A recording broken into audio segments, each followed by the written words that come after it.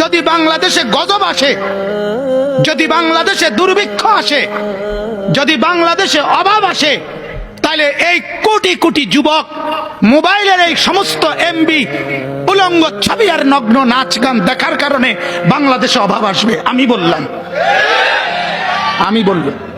মূল কারণ এটা। এই অসভ্য ছেলেরা এরা এই দেশে দুর্ভিক্ষ আনবে।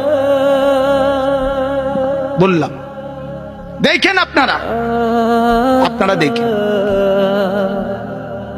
বিপদে আমিও পড়ব, আপনারাও পড়বেন, অভাবে আমিও পড়ব, আপনারাও পড়বেন। আপনারা কেউ কোনো গুরুত্ব দিচ্ছেন না, কেউ না। ছেলে পেলেদের চেহারা দেখলে বোঝা যায় শুকাইয়া এক একটা সুরত। দেখেন এখানে, দেখেন মিয়া, দাঁড় করায় দেখেন, দেখেন এখানে যদি 15 বছর থেকে 30 বছরের ছেলে 50টা হয়, এশার নামাজ পড়ে নাই 45টা। দাঁড় করায় এখন, এখানে দাঁড় করান এগুলার। কিরে বেটা, নামাজ পড়বি কোন দিন? তুই মুসলমানের বাচ্চা না?